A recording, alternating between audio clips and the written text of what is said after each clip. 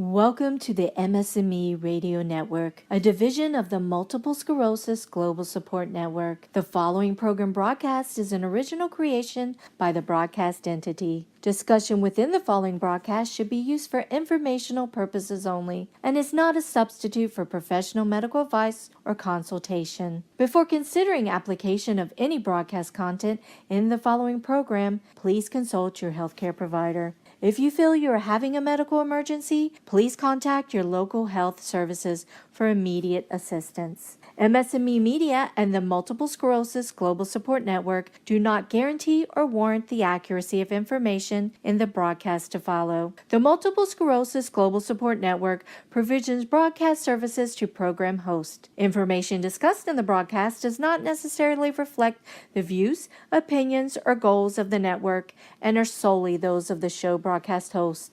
Should you wish to host a broadcast, please visit our website at msmemedia.com and submit a request to become a program host. We thank you for listening to the MS&Me Radio Network. Enjoy the show. Welcome to Girl with MS on MS&Me Radio Network, a division of the Multiple Sclerosis Global Support Network. I'm Caroline Craven, a.k.a. the Girl with MS, where living with multiple sclerosis is more than just an illness. It's a way to empower our lives by making positive change. Over the course of our time together, we will be sharing many experiences with other MS patients across the country and other experts as well. As we know, MS is a snowflake disease, and no two are alike. Every time we get the upper hand on this illness, we like to say, take that MS. Today, we are especially grateful to interview and talk with Dr. Terry Wahls. Dr. Wahls was diagnosed with relapsing remitting MS in 2000, and as many of you have known and follow on social media and in the public is the wonderful success she's had when she made some major diet changes and changed the way she was living and created the Wahls diet and the Wahls protocol.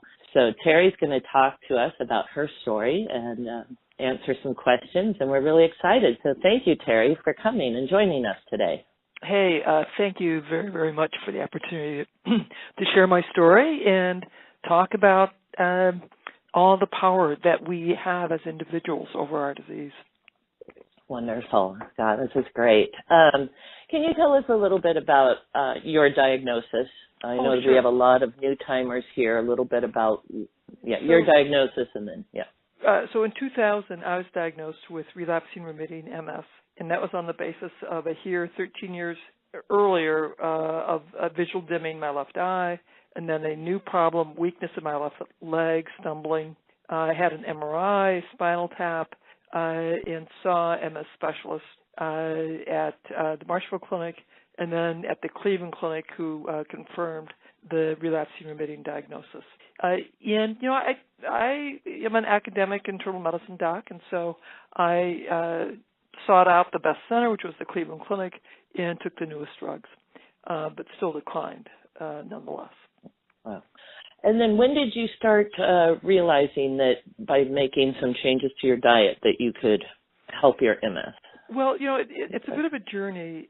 As I was declining, the docs at the Cleveland Clinic told me about Lauren Cordain in the paleo diet. So in 2002, after 20 years of being a vegetarian, I went back to eating meat. I gave up all grain, all legumes, all dairy, and I continued to slowly decline, but I stayed with it because at least I was doing something.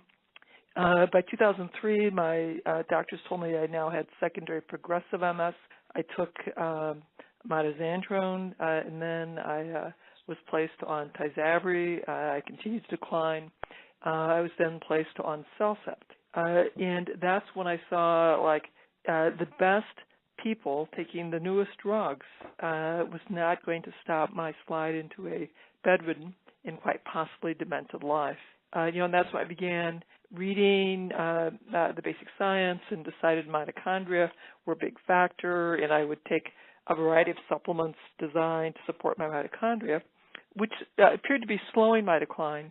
But it was really in the summer of 2007 that I discovered the Institute of Functional Medicine, had a longer list of supplements, and then in the fall had this big aha moment, like I should redesign my paleo diet about not what to remove, but what it was I needed to be adding to my diet to be sure that I was getting the nutrients that my mitochondria and my brain cells needed.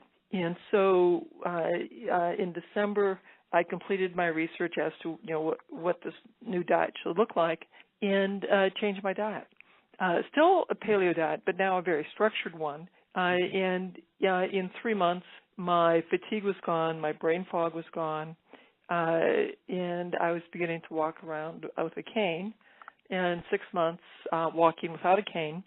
And in 9 months on my bicycle for the first time in about 6 years, biking around the block. And then at 12 months, I did an 18-mile bike ride with my family. So that just completely changed the way I would practice medicine. It would ultimately change the focus of the research that I do. And it really shifted me from thinking about treating disease to thinking about teaching my patients how to create health by using diet and lifestyle. Mm-hmm. Wow. It's such a wonderful story, and I personally am so appreciative of it because it came out, your journey was very similar in some ways to mine, just that I was diagnosed in 2000, relapsing, remitting, but was immediately moved to progressive MS by the end of that year. Mm-hmm. But 2001, I'm sorry, it was a year after, but I got into a 3-year double-blind study. But it was interesting that I focused on nutrition, and I found similar things, and this is why I believe so strongly in what you research and study and write about and practice, because if it wasn't for diet and any time I mess up mine, I relapse, I go into it, something bad happens. This is so important. And I just want to cover a couple terms because we do have some new time members. When you say paleo, what exactly does that mean? And also the mitochondria. Oh, sure. Well, let's do mitochondria first. So mitochondria are really ancient bacteria that first arose about 1.5 billion years ago when there was a crisis with too much oxygen in the air, and that had killed off about 95% of all life forms here in the world. When you had this mutation that let these bacteria utilize oxygen to more effectively create energy to run the chemistry of life in those ancient bacteria. They were engulfed by bigger bacteria, and these new organisms were very efficient. They would eventually allow tissues to specialize and develop things like muscles and blood vessels and guts and endocrines and brain. It would, of course, become animals and then mammals and, of course, eventually us humans. And in every one of our cells are these ancient bacteria, which are really now our mitochondria, that help generate the energy that cell will do the work assigned to that cell. So in the cells that need lots and lots of energy to work, like brain cells, your retina, your heart cells, there's like 10,000 mitochondria per cell. So they're really critical to the function of the cells and especially critical to brain cells. Now, the Paleolithic diet means, what were the kinds of foodstuffs that humans were eating before we started growing grasses for grain and cultivating dairy herds for milk. So, and of course, this would be quite varied whether or not you were in Northern Europe or in Africa or in Australia, North or South America. So the foodstuffs are quite varied, but what's common is there's not a lot of sugar, no grain-based products. So it's plants in some animals, in eggs seasonally. And so what the hunter-gatherer societies now, the Paleolithic movement, is about trying to emulate this meat and plants without sugar and white flour kinds of diet. Okay, great. And then is there something with that diet? What is that actually helps with, say, the fatigue? That is the big question, and that's why we're studying that in terms of research. My original thinking was, and the big thing that I did with the paleo diet is instead of focusing on what to remove, that is grains and legumes and dairy, I added to this, like, we have to focus on what you need to add and how to structure it so you get the things that your mitochondria and brain cells needed. So I had a very specific plan of what vegetables and vegetable groups to add. And yes, you have meat, but a limited amount of meat, not limitless meat. Mm-hmm. And so, at first I thought the mechanism was I was fixing the nutritional deficiencies. And this is based on Bruce Ames' work, that our cells will triage when there's limited nutrients and limited vitamins or minerals to the most immediately critical function. For example, vitamin K. If you don't have enough vitamin K to do everything, you just make the clotting proteins. You don't bleed to death if you get cut. But the vitamin K that's involved in getting the calcium into our teeth and bones won't be as effective. And the vitamin K that's involved in making myelin, repairing myelin, won't be as effective. So we have long-term disease that will be increased, but we survive acutely. And he identified some key nutrients: vitamin A, D, biotin, vitamin K, magnesium, zinc is really important. So I thought, okay, maybe it's that my diet is providing those key nutrients. Mm-hmm. And then we got more information about how diet and lifestyle speak to our genes, turn genes on and off through something called epigenetics. And so then I thought, okay, well, maybe that's what we're doing. We're shifting gene expression by eating more vegetables. And then now, more recently, there's much greater appreciation that the bacteria in our bowels really help us run the chemistry of life, and that there's this very strong connection between the microbes in our gut and the activity of our immune cells and the activity of the immune cells even in our brain, and the ability of our brain to do and make neurotransmitters. So also, the most powerful thing that determines which bacteria live in your gut are the foods you eat. And so, because the food we eat fertilizes and makes winners and losers out of the bacteria living in our bowels. Interesting. Yeah, I've studied some of that and written on that. I find it fascinating how much we can learn about our health through the gut health, the gut bacteria. It is incredibly exciting. And actually I'm very, very excited that we have a microbiologist. I have a gut microbiome expert who has studied the microbiome in MS as part of our study team now. And so we're collecting a lot of poop for my poop guy. So we can answer this very question: how adapting our diet changes the microbiome. Mm-hmm. Mm-hmm. And what do you think about those tests that you can take to test your gut biome? Well, I think it's really interesting. I think people like to spend money on new fancy tests, but I tell you the cheapest thing you can do is when next time you have a bowel movement, stand up, turn around, take a look at your toilet. And in my clinics, I teach that there's an incredibly inexpensive test to know you got a healthy microbiome or not, and that's called your poop. Are you pooping rocks? Are you pooping logs? Are you pooping snakes? Are you pooping pudding? Or are you pooping tea? And what you want are snakes. So we have to increase our fiber to get the snakes. If we have pudding or tea, we have to decrease our fiber to get back to the snakes. Mm. And then we spend a fair amount of time teaching our patients how to adjust their fiber intake to achieve those desired snakes. Okay. Oh, that's fascinating. Yeah, I mean, it makes sense because it's right there. Be able to look at it. Yeah. Right. And you can monitor it all the time. And the reality is, all over the globe, our ancestors got a different mix of bacteria in our bowels. They got passed mother to offspring. And so, South Africans have a very different microbiome than North Americans.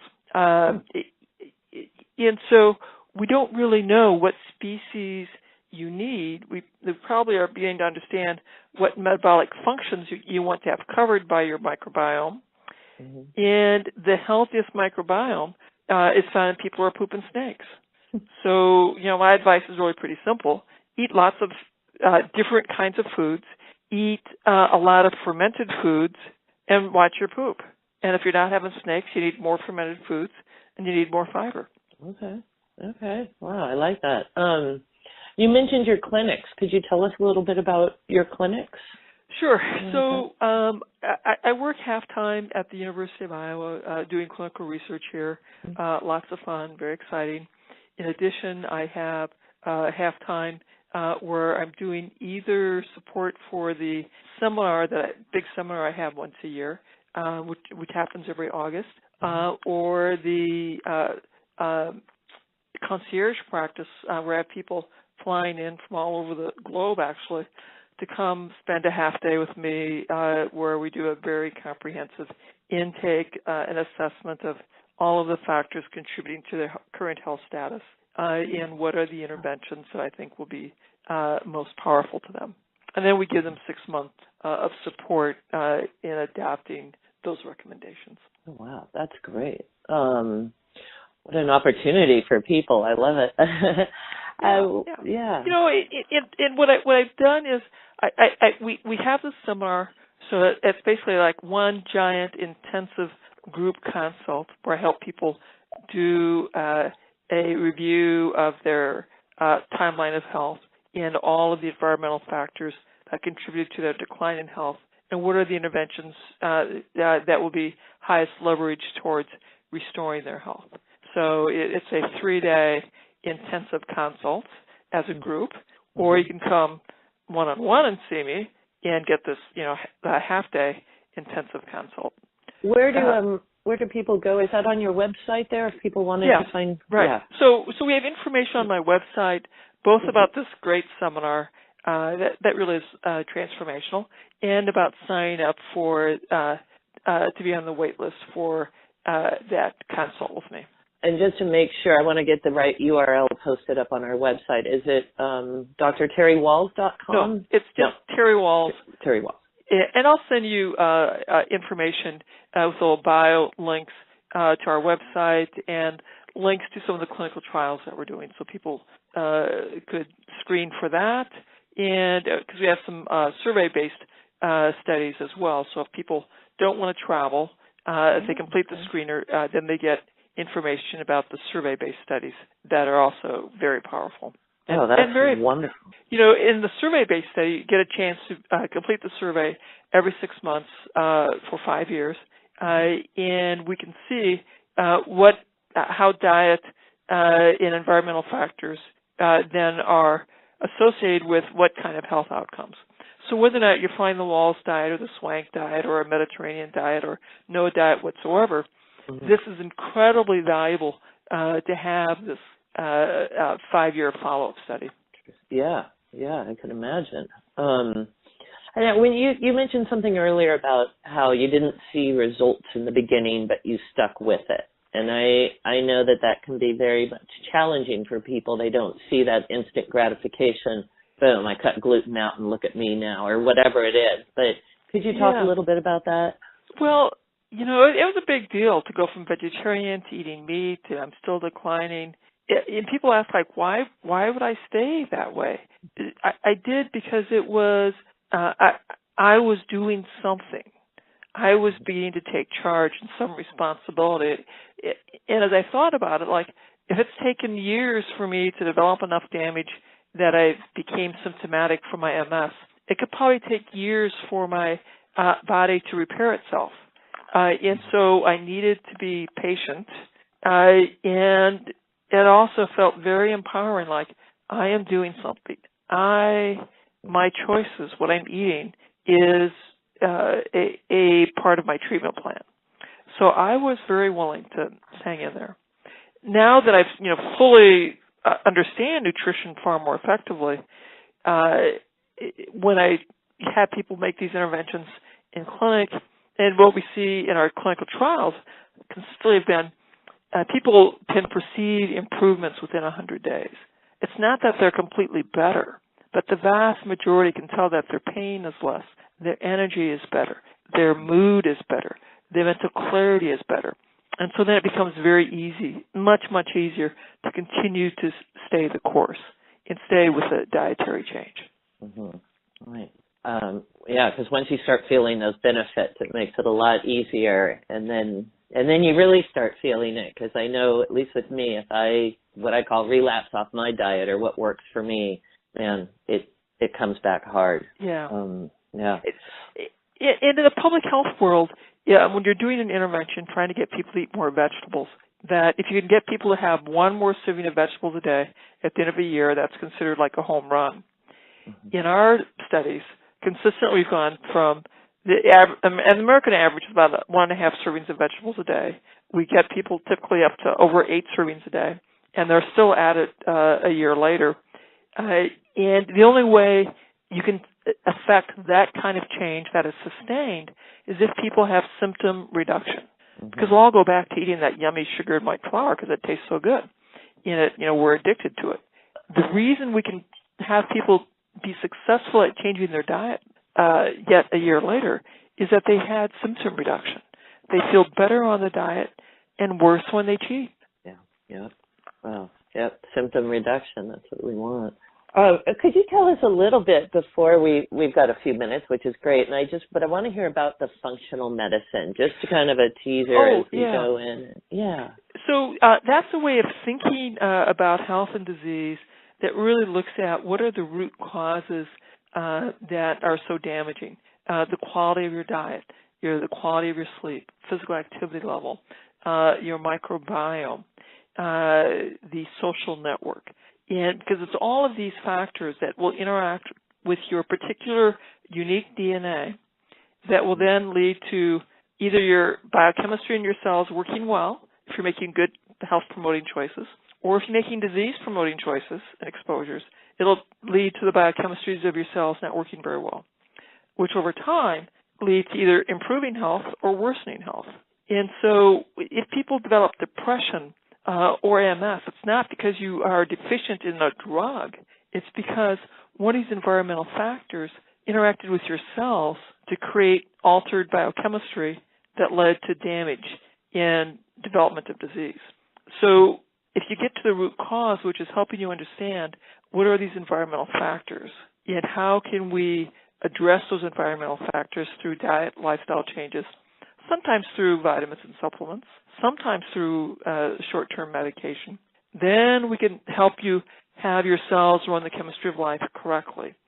And over time, that correct chemistry of life will lead to better blood pressure, better blood sugar, better insulin sensitivity, less disease activity, less need for prescription medications for pain, for mood, for controlling inflammation.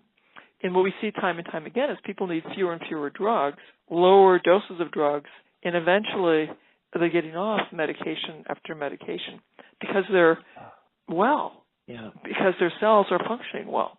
And so their specialists will say, man, whatever you're doing, you keep it up. You're my poster child for a success here. Yeah. And what I'm finding is more the specialists are like figuring out that my approach is making the most sense. Originally, I drove people crazy because they'd say, you can't have the same approach for every disease. And I'd sort of come back and say, well, we all have mitochondria. We all have cells. Our cells, we all have cell membranes. We need to make sure that we're eating the things that our mitochondria need, that our cell membranes need, that our cells need. And then we'll let our cells use those nutrients to function more properly, let the cells slowly repair us.